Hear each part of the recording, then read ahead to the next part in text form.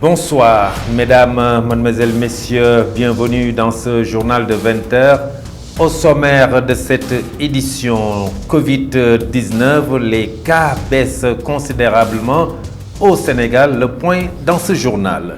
Thiès, ville verte, le Khaï sera réhabilité.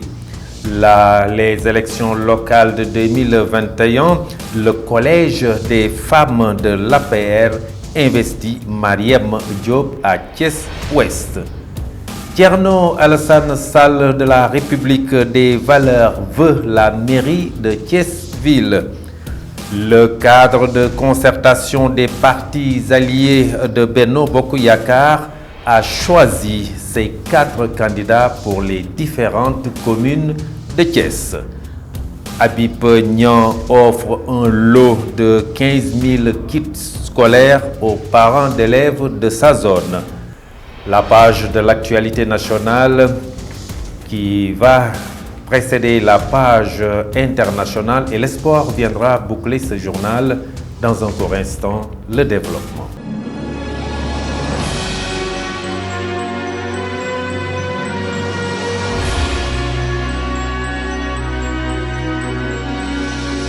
Mesdames, mademoiselles, messieurs, bienvenue dans ce journal que nous ouvrons avec la situation épidémiologique en ce lundi 18 octobre 2021.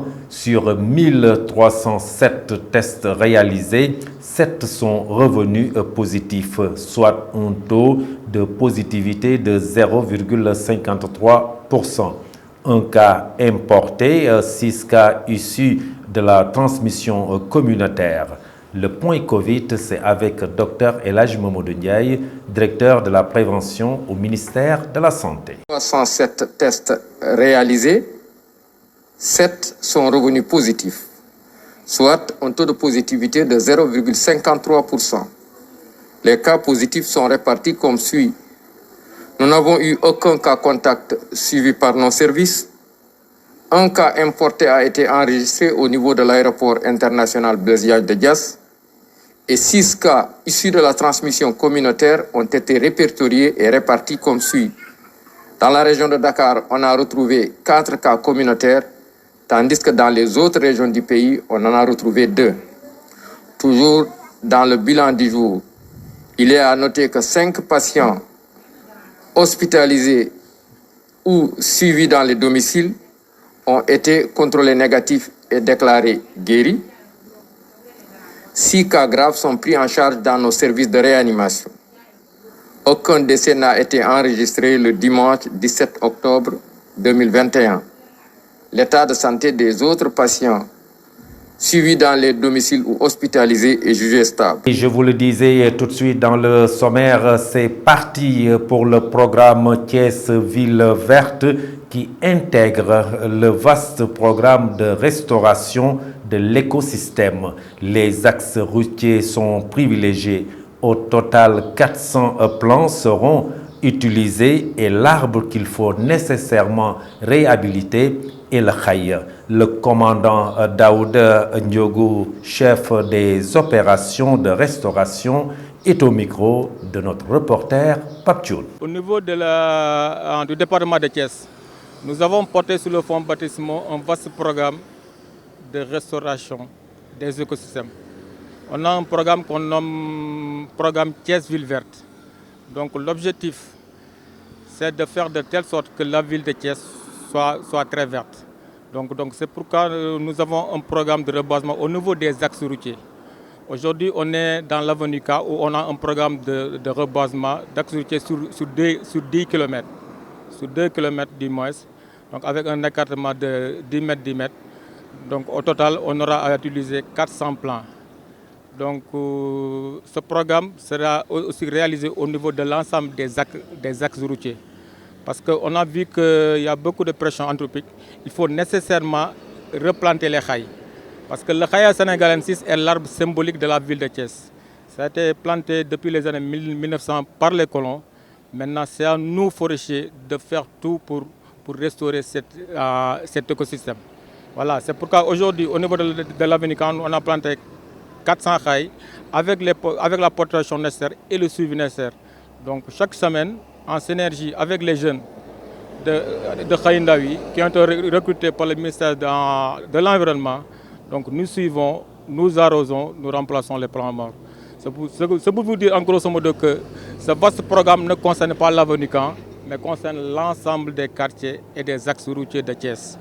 Nous avons un programme de 40 000 arbres pour la ville de Thiès. Ça va permettre au moins à la ville de Thiès maintenant de pouvoir retrouver sa verdure d'antan. Et c'est une mission régalienne du service. Pour ce cas, nous sollicitons l'appui de tout le monde, les collectivités territoriales, les populations, les projets et programmes. Donc nous voulons développer une synergie de l'ensemble des acteurs pour permettre à la ville de Thiès de retrouver sa verdure d'antan avec son arbre emblématique, le khaya sénégalais.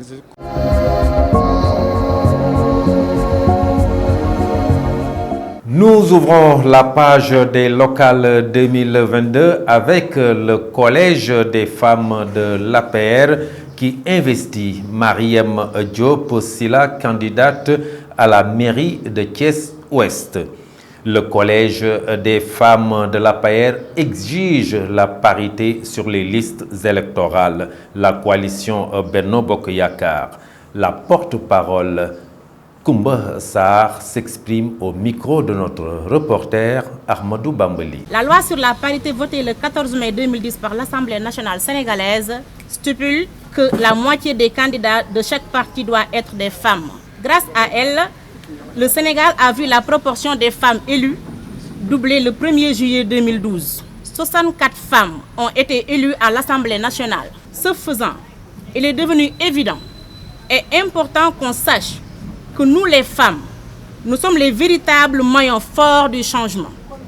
Par conséquent, le processus de maturation a pris du temps et il est temps maintenant que les femmes soient au devant de la scène politique, économique, socio-culturelle et environnementale. Que les femmes de développement de Thiès ainsi que le Collège des femmes de l'Alliance pour la République ont porté leur choix sur une digne dame pour qu'elle soit leur candidate à la tête de la liste de Thiès-Ouest aux élections locales de 2022. Cette vaillante fille de Thiès a fait un vrai parcours du combattant. Elle a fait ses études primaires à l'école élémentaire de Pout, ses études secondaires au lycée Malick Sy de Thiès.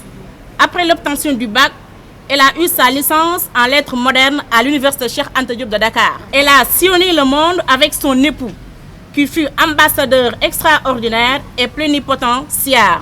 Elle fut secrétaire d'ambassade au Bruxelles, chargée des affaires consulaires de 2008 à 2012. Membre fondateur de l'Alliance pour la République de la Diaspora. De retour au Bercail en 2012, elle mit sur pied le RELF, Réseau pour l'émergence du leadership féminin, le 8 mars 2013. Mesdames, je veux nommer la coordonnatrice du Collège des femmes de l'Alliance pour la République, Madame Mariem Diop Sila. Nous restons dans ces locales 2022. Thierno Alassane Sall, officiellement candidat pour briguer la mairie de la ville de Thiès. Le président de la République des valeurs l'a déclaré ce week-end après avoir dénoncé la gestion foncière calamiteuse de l'équipe sortante. Voici Thierno Alassane Sall que je vous propose de suivre au micro de notre reporter Ahmadou Bambali. La ville de Thiès, comme je le dis, sombre dans une léthargie et d'une médiocrité qu'on peut constater tous. Or, la médiocrité est mon adversaire principal. Nous, Africains, nous devons, plus que les autres, cultiver l'excellence et vouloir l'excellence parce que nous avons un immense retard à rattraper. Contre les politiciens de métier, porteurs de médiocrité, comme le coronavirus porte la Covid, et les aventuriers, vous avez une candidature sérieuse d'un homme qui met l'intérêt général au-dessus de tout. D'un homme qui ne vous a jamais menti, d'un homme qui ne vous a jamais trahi, d'un homme qui n'a jamais caché. Qu'on accuse n'est pas un politicien parce qu'il n'a jamais eu deux pensées. L'une pour le public et l'autre pour lui-même. Nous allons impulser la mobilisation nationale Nous pouvons inventer des cités propres et dynamiques par la mise en place de projets collectifs, par la création de langues communes. Réumgor est l'ardente obligation, le mot d'ordre. Nous n'avons pas le choix, nous devons nous battre. Alors, battons-nous avec ardeur et foi. Battons-nous pour nos couleurs. Battons-nous pour nos villes, pour nos communes, pour nos villages. Battons-nous pour l'espoir. Et ce ne sera pas inutile. Le cadre de concertation des partis alliés de Benno Bokk Yakaar a publié la liste de ses candidats pour les élections locales dans le département de Thiès.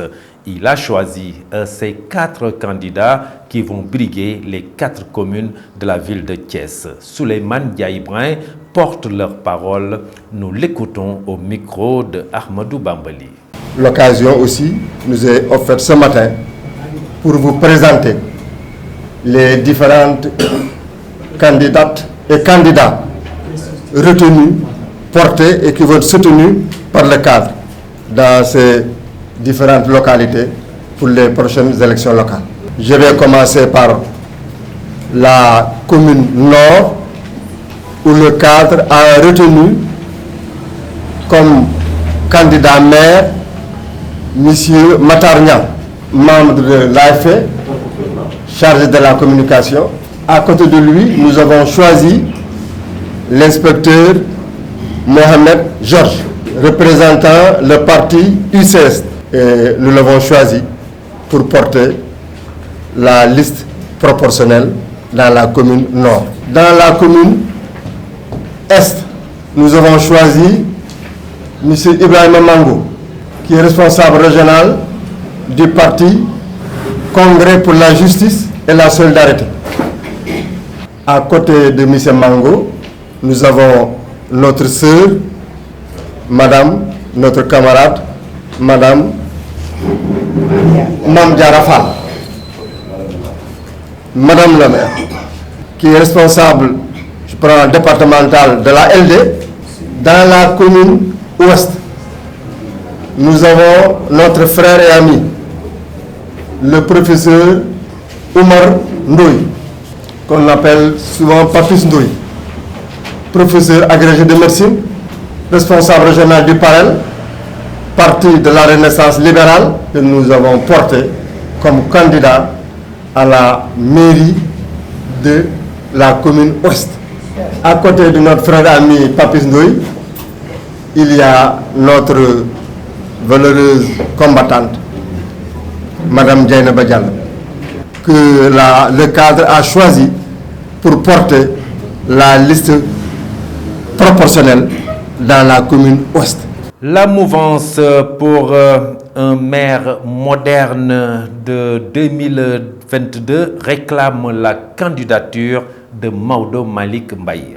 Ce regroupement de jeunes a fait face à la presse ce week-end pour exiger au leader de la mouvance présidentielle la validation de la candidature de Maodo Malick Mbaye à la ville de Thiès. Thioune Ndiogo, que je vous propose de suivre, il est au micro de Prestige TV. 2022 étant un tournant décisif dans l'histoire politique du Sénégal, mais plus particulièrement celle de Thiès. Nous jeunes, Thiessois authentiques, issus d'horizons divers, il y en a certains qui sont de la société civile, d'autres membres de syndicats, d'autres sont des membres de partis politiques, mais aussi des étudiants tout court, des élèves, des commerçants, des enseignants, des marchands ambulants, conducteurs de moto Jakarta, chauffeurs, artistes, ainsi de suite. La liste étant loin d'être exhaustive, avons décidé d'unir nos forces, fédérer nos atouts, maximiser nos sens, afin de jouer les premiers rôles dans les prochaines élections locales de 2022. Raison pour laquelle nous avons mis sur pied cette large et grande fédération de forces vives de la ville de Thiès, dénommée Mouvance pour un maire moderne M 2022. Cette mouvance est essentiellement constituée de jeunes, zadis apolitiques ou primo-votants, a comme seul et unique objectif de proposer et de soutenir la candidature de M. El Hadj Malick Mbaye, responsable APR, pour être le prochain premier magistrat de la ville de Thiès, dans le cadre de la grande coalition présidentielle. Le responsable politique de l'APR, Habib Niang, a procédé à la traditionnelle remise de 15 000 kits scolaires aux parents d'élèves de sa zone pour faciliter la rentrée scolaire des enfants. La cérémonie a également été l'occasion de la remise de 20 attestations de réussite aux jeunes à qui il a offert une formation de maintenance en informatique. Habib Niang est au micro de nos reporters. La cérémonie qui nous réunit aujourd'hui a une double portée, une vocation, à savoir la remise des attestations de formation, sanctionnant la fin de formation en maintenance informatique au niveau de CRER de Thiès de 20 jeunes à qui le mouvement a offert cette formation avec le concours du CRER. Cette idée nous a motivés à offrir la formation en maintenance informatique. Chers récipiendaires, veuillez apprécier à sa juste valeur ces formations dont vous avez bénéficié. Nous allons vers des échéances importantes et il est décisif de faire le bon choix au soir du 23 janvier 2022. Continuez le travail de terrain, allez vers la population. Certes, vous êtes sur le chemin, mais je vous encourage à redoubler d'efforts. Je connais votre engagement et dévouement à mon égard. Mais n'oubliez pas que je suis membre de l'APR et nous sommes dans une coalition Benno Bokk Yakaar. À cet effet, je me dois de respecter la discipline du parti. Cela n'exclut pas ma candidature proclamée par vous-même. Le président fera le bon choix.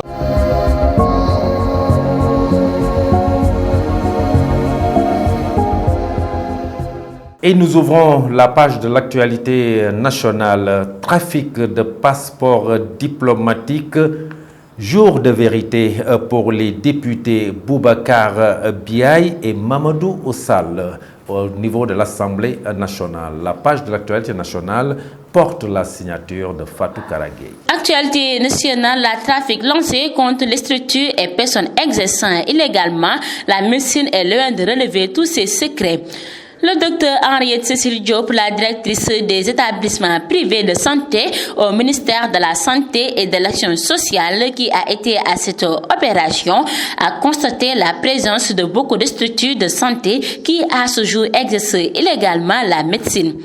Elle était en compagnie de certains de ses collègues qui avaient effectué des visites inopinées dans les districts de Dakar pour voir le niveau d'exercice illégal de la médecine et le niveau d'obtention d'autorisation de structures installées dans le privé.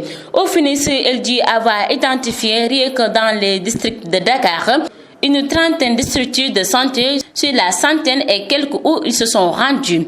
Sur les 125 structures visitées, les 71 étaient en règle, soit 56,8% et 28 établissements qui n'avaient pas du tout d'autorisation, soit 39,2%. Et puis, Abdoulaye Daouda Diallo, le ministre des Finances et du Budget, a brisé le silence ce week-end sur l'affaire d'E-Media dont le patron Bougane Gueye Dany dénonce des représailles politiques à travers un redressement fiscal qui frappe son entreprise. Je suis tenu pour le secret professionnel. La loi ne me permet pas de dire certaines choses, mais si lui, il veut qu'on en discute, on peut en faire un débat. S'il est d'accord pour que le secret professionnel soit levé.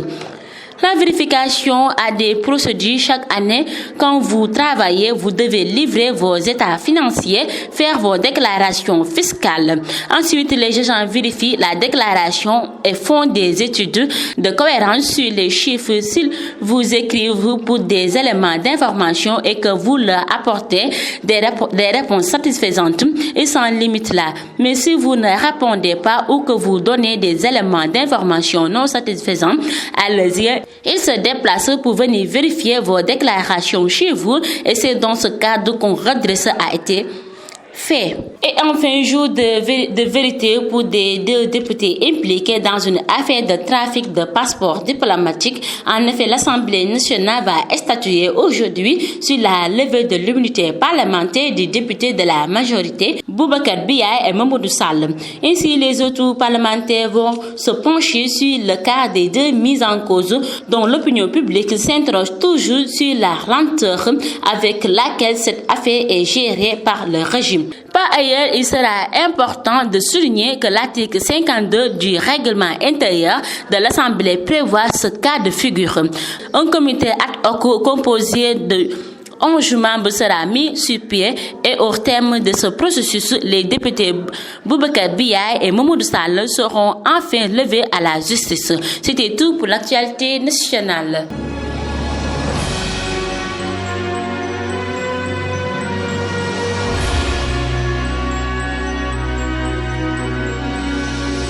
Et sur l'international en Côte d'Ivoire, Laurent Gbagbo fait son retour en politique avec un nouveau parti. La page de l'actualité nationale, c'est avec notre confrère Mbaye Ciss. Sur l'international, le Cap-Vert a un tout nouveau président. Après le dépouillement de plus de 97% des suffrages, le candidat du centre-gauche a été élu nouveau président de la République Cap-Vert. José Maria Neves est sorti en tête avec 51,5% des voix. Le candidat soutenu par le Parti africain pour l'indépendance du Cap-Vert, PAICV, José Maria Neves a été donc dimanche 5e président de la République Cap-Vert, succédant ainsi à Jorge Carlos Fonseca. Alors qu'il reste 3% des bureaux de vote à comptabiliser, le candidat de centre-gauche José Maria Neves est en tête avec 51,5% des voix, recueillant la préférence de plus de 93 000 électeurs. Il a été félicité par ses principaux adversaires, rapportent les médias capverdiens. José Maria Neves est un homme d'État capverdien. Il est né le 28 mars 1960 à Santa Catarina, sur l'île de Santiago. Lui, il est membre du Parti africain pour l'indépendance du Cap-Vert, l'un des principaux partis du pays. Du 1er février 2001 au 22 avril 2016, José Maria Neves a exercé la fonction de Premier ministre du Cap-Vert. En Côte d'Ivoire, Laurent Gbagbo fait son retour en politique avec un nouveau parti. C'est le grand retour de Laurent Gbagbo sur la scène politique. Depuis son arrivée à Abidjan le 17 juin, acquitté par la justice internationale qui le jugeait pour crimes contre l'humanité dans la sanglante crise post-électorale de 2010, Laurent Gbagbo n'a pourtant jamais été loin de la politique. Le Front populaire ivoirien, FPI, son parti historique fondé dans la clandestinité en 1982, étant désormais aux mains de Pascal Affi N'Guessan, pourtant l'un de ses poulains. Laurent Gbagbo a choisi de donner un nouveau souffle à son retour en créant sa propre formation politique. Quelques 1600 délégués se sont rendus ce week-end au prestigieux Hôtel Ivoire d'Abidjan pour rédiger le manifeste et les textes de cette nouvelle formation qui s'appelle Parti des peuples africains, Côte d'Ivoire PEPA-CI. Maintenant, au Mali, la CEDEAO se montre ferme avec le président de la transition, Assimi Goïta.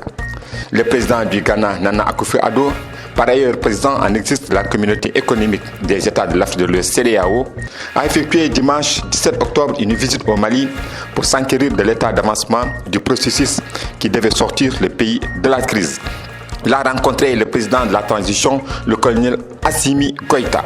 Le colonel Assimi Goïta a fait un plaidoyer sur la situation des problèmes que rencontre son pays, notamment l'insécurité, les chantiers ouverts, les assises nationales annoncées. Assimi Goïta a parlé comme d'habitude calmement, mais avec clarté, confie l'un de ses proches.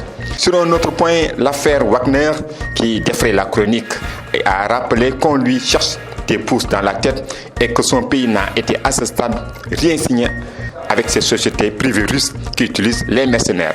De son côté, le président en exercice de l'institution sous-régionale, la CEDEAO, a pris la parole pour rappeler que les militaires maliens doivent respecter leurs engagements en organisant les élections présidentielles et législatives fin février 2022. Nana Akufo-Addo a rappelé qu'avant la fin de ce mois d'octobre, les autorités de la transition malienne s'étaient engagées à rendre public un chronogramme de tous les actes à poser jusqu'à la fin de la transition. En clair, a donné une date de fin de transition.